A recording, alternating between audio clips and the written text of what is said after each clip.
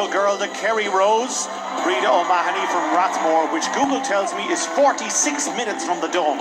Breda's life is devoted to food and nutrition. She has a master's in it from UCD and now works in St Angela's in Sligo as a lecturer. The Kerry Rose, Breda O'Mahony.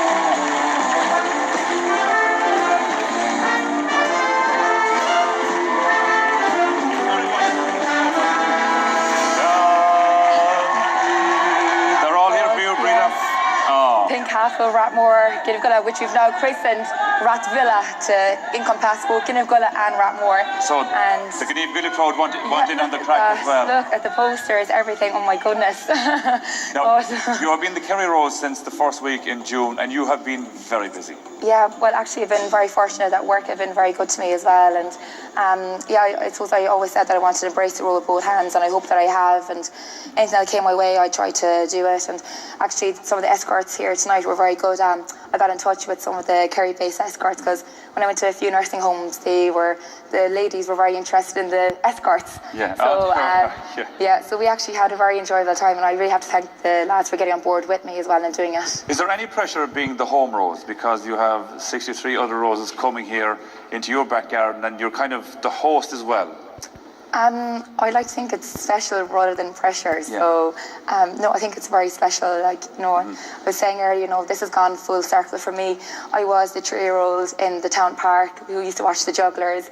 Then I was the person who went to the square when I got older and came here with my friends. And now this is the penultimate. You can't get any better than this and standing right here. So, yeah. This is it. This is it. This is it. Yes. No.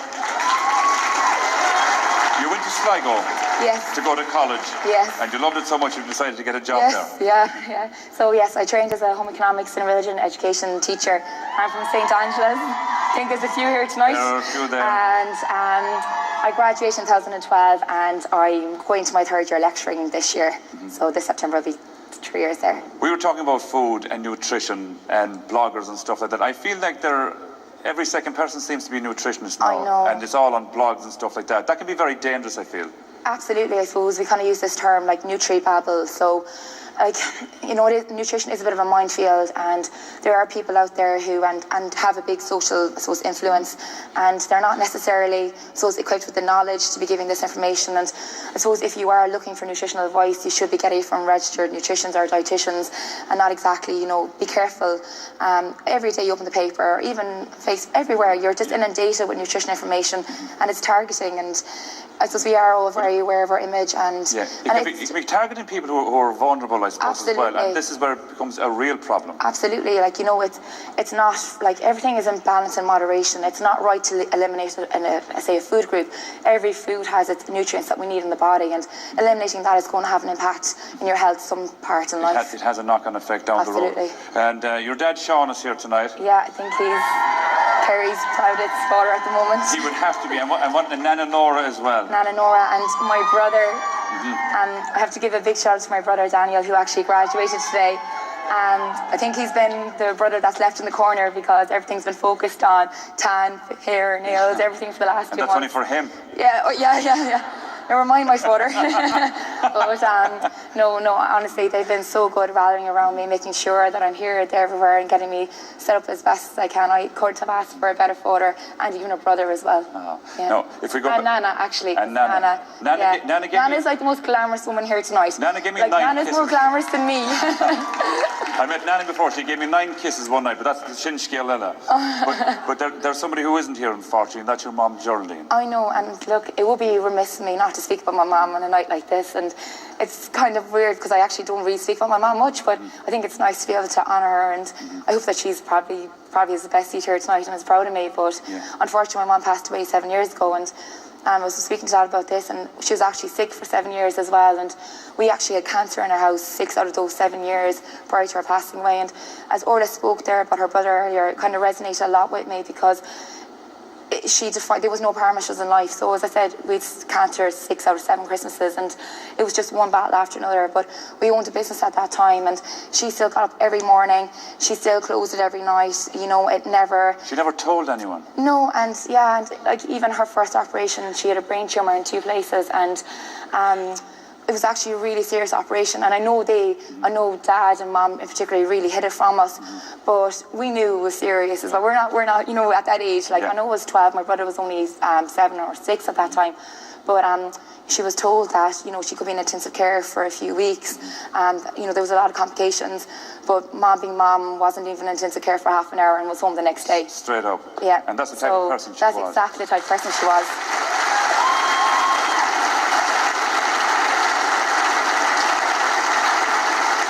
Your boyfriend Sean, he's a special guy as well. And well, very special. I feel, Sean, I think you can go now. It's fair to say you wouldn't be here if it wasn't for him. Yeah, that is true. Like, yeah, I suppose he's the one that kind of, you know, put that, metaphorically speaking, that gun to my head and made me fill out the application form. So, and if I didn't fill it in, he had one filled out for me. Now, I did see the answers, and thank God he didn't send in that one, so I definitely won't be standing here. But yes, yeah.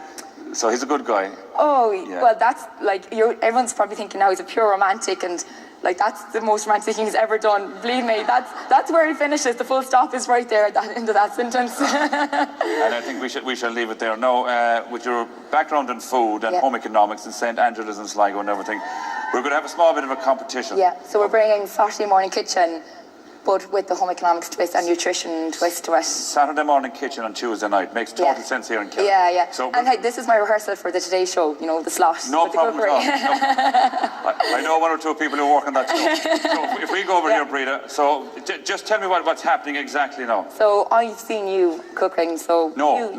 You've seen me eating. The aprons are. No, but anyway, we'll continue. You should have an apron. The aprons are gone. Hygiene and safety is important, but we'll totally go with ridiculous. it. You have the hat, so it's important. So we're going to do an omelette, and I know you've made an omelette before. I've seen you practice it, so don't downplay. My career is on the line here, so... Your career is on the line? So, okay, what are we going to do? Okay.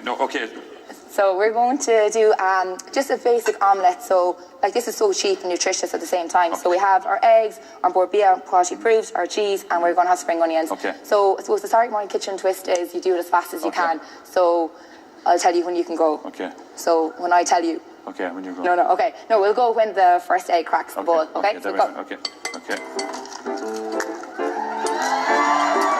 So no shells. Oh! Aha!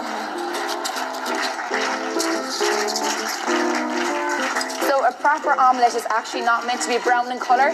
So we don't want any black in our omelette, proper one. And a proper omelette is called a bravasse. A bravasse? Bravasse. So that's your classic French omelette. Okay. Can you get the smell? Yes, lovely. So what would be your main nutrients now, Dahi, in this, do you think? Well, I suppose you'd have protein in the eggs, wouldn't you? Exactly, for your high biological value. Yeah. You'd have calcium in the cheese. Very good. You'd have a bad breath after the onions. Very good. And you're a home economics student yourself? Yeah, I did home economics by leaving cert, but you have to realise when I'm on the Today Show and the chef is cooking, he's talking away, and I'm going, oh my God, I'm starving. So remember now, we don't want any blackness or brownness in it. Did I say omelette or scrambled eggs? Hang on, what kind of a... I don't have the proper utensils at all. Don't be blaming. I thought we have to go for a fire extinguisher, but you're doing okay, you're doing good. Oh, thanks for Yeah, it's kind of not working out, like, but I'll just add a bit of this in there. Who's going to eat this, by the way? The judges? The judges have a serious decision to make in a few minutes. I think he might need some protein as well. Oh, I'm there. Done. Look at that. So we'll put some cheese over the top always. Yeah, done. And don't forget your garnish. Garnish there as well. So who wins? No, that is soggy. No, that's running. That's not raw. That's called bespoke. That's a food poisoning. That's a food poisoning hazard. Okay. We'll leave the audience. If I win, make a shout now. If Breda wins. I paid them. Ladies and gentlemen, she's our Kerry Rose. Please give it up for Breda O'Mahony. Thanks so much. Thank you. Right.